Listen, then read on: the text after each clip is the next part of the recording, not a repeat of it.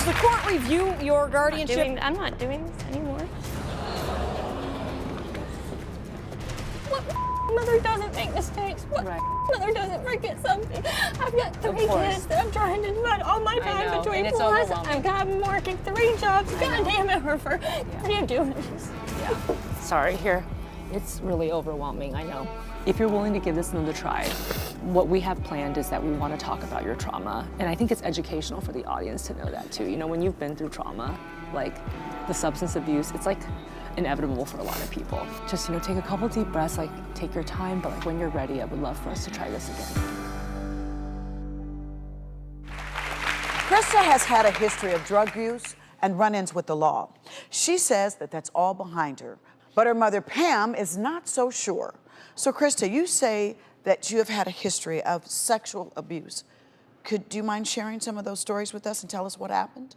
Yeah, from the time between the ages of 3 and 6, my next door neighbor molested me. It was more than he brutally raped me. Oh, wow. And she doesn't believe me. Wow. You shared that with your mom, Krista? Yes, I have shared it with her. When you were a little kid, or when did you share it? I didn't share it with her until I think I had written like a story kind of around about it when I was in 8th grade, and my mom had found it or something in a journal or some notebook that we had. My mom found it, and she had told me that wasn't true, and I just pushed it away.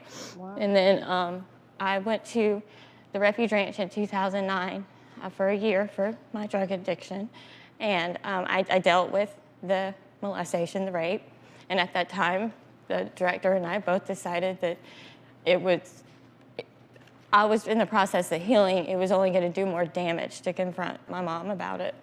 So I didn't.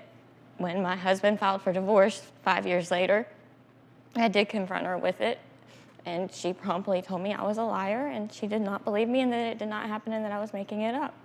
So Pam, what was your recollection of when she first shared this with you? I don't remember her ever sharing with me that early. In fact, the first I heard of it was when she come back from the ranch. So how did you react when she came back from treatment and said, Mom, I was processing some trauma that happened to me? And the reason that I doubted her but is because she started out that it was the guy next door, then it was the guy across the street, the guy down the street. It happened in the cornfield behind our house. And she came in and she was dirty, and she said that I told her she was dirty to go run her bath. And she took it as part of the molestation. 3 years old, she never ran her baths. Okay, so Pam, I do want to give you some education about memories and recollection of traumatic memories. Yes, and she's 3. There's a lot of times where, exactly. So first of all, most people don't even make memories that are very clear at 3 years old, if any at all. But traumatic memories specifically, there's holes and gaps and inconsistencies because when you experience trauma, the human brain, as an effort to protect you, will disassociate. And it won't recollect everything in logical pieces the way that we would hope. And I see that Krista's getting really emotional because this isn't even the only time that you've had sexual trauma. So later on in life, you were sexually traumatized again. Tell us about that. I was raped 3 days before my 18th birthday. I was a really good student, straight A student. I wanted to be a Supreme Court judge. That was my goal in life. I kept a picture of the Supreme Court up above my door so that every day that I walked out to school, I knew what I was walking out to, that I had to do the best that I possibly could so that I could get there one day.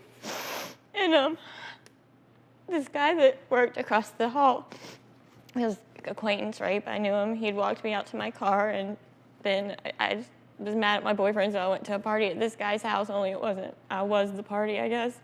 And he raped me, and I didn't say anything. It's not their fault. I don't blame them. I didn't tell them. I just did a 180 on them. That's when I started smoking, and I stopped going to school, and I started drinking, and that's kind of started a spiral.